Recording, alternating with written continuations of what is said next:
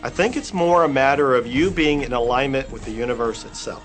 Size it's nothing to the universe. It is no more difficult to attract on a scientific level something that we consider huge to something that we consider infinitesimally small. The universe does everything it does with zero effort. Grass doesn't strain to grow. It's effortless. It's just this great design. It's all about what's going on up here. It's about what we put in place, saying this is big, it's going to take some time. This is small, oh, I'll give it an hour. You know, those are our rules that we define.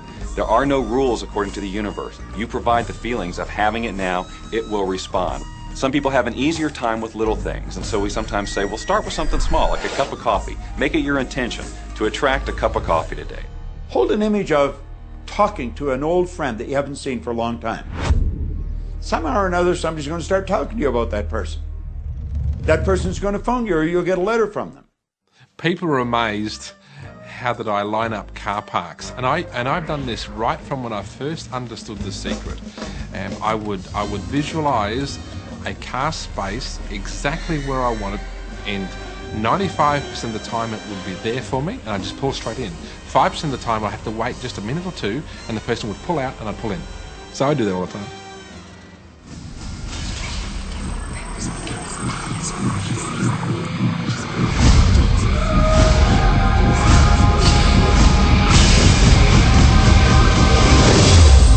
A lot of people feel stuck or in prison or confined by their current circumstances.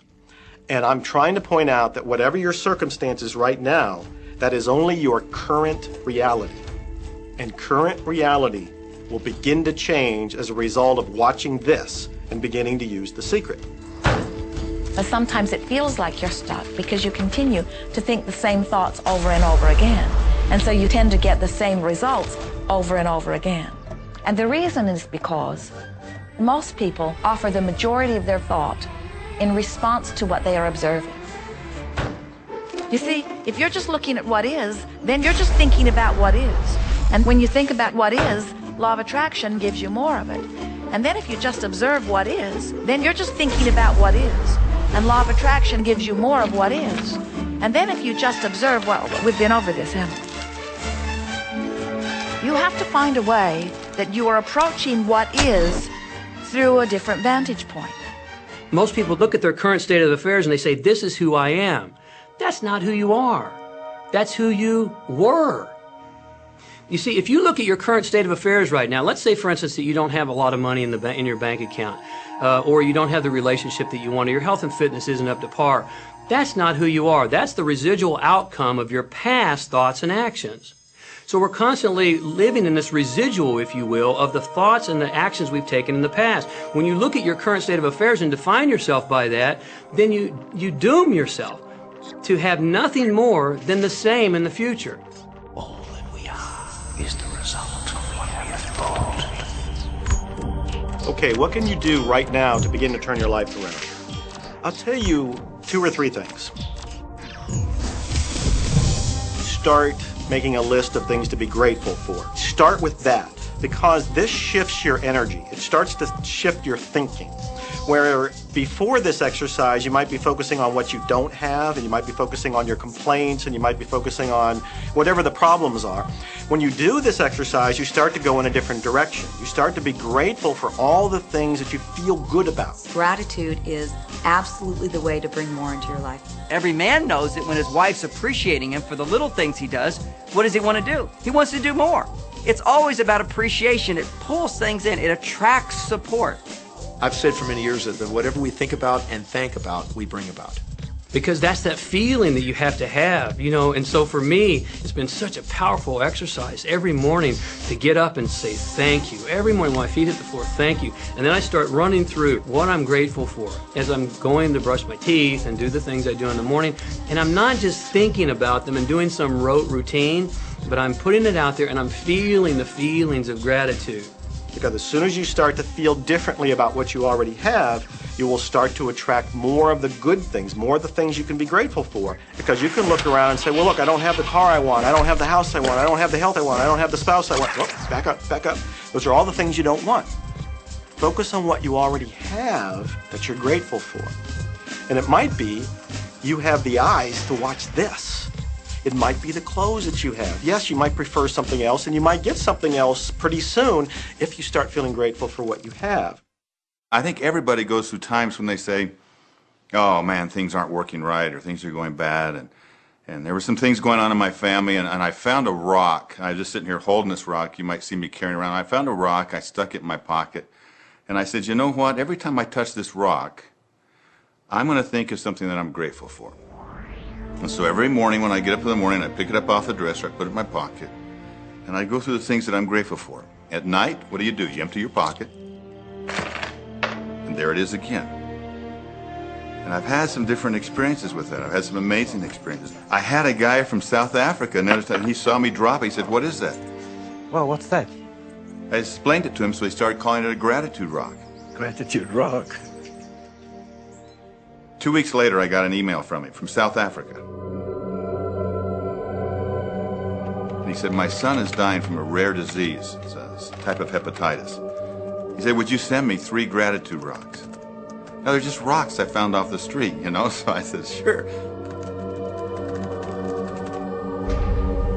I had to make sure that the rocks were very special. And so I went out to the stream, looked, picked out the right rocks, and sent them off to him.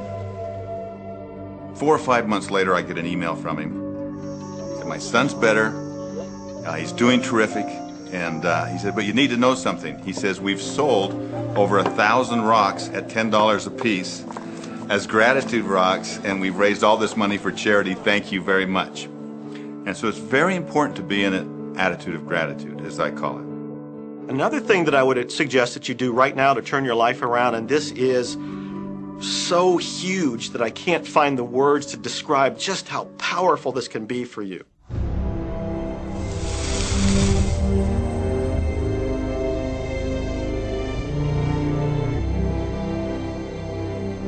I took the visualization process from the Apollo program and instituted it during the 1980s and 90s into the Olympic program.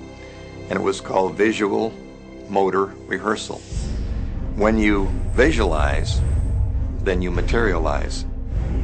And the interesting thing about the mind is we took Olympic athletes and then hooked them up to sophisticated biofeedback equipment and had them run their event only in their mind.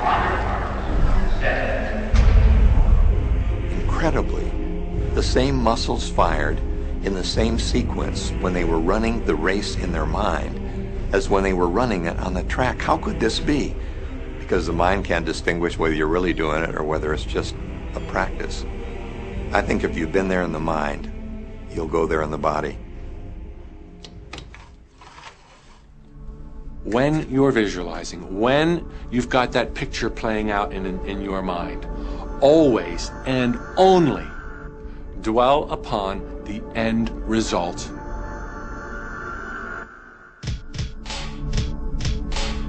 Here's an example.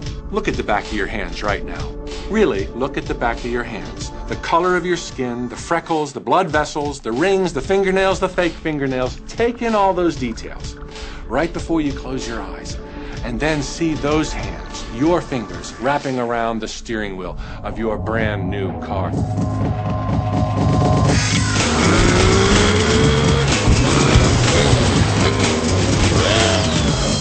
This is such a holographic experience, so real in this moment, that you don't even feel like you need the car because it feels like you already have it. It's the feeling that really creates the attraction, not just the picture or the thought. And I think for a lot of people, they think, well, if I think positive thoughts, or if I visualize having what I want, that'll be enough.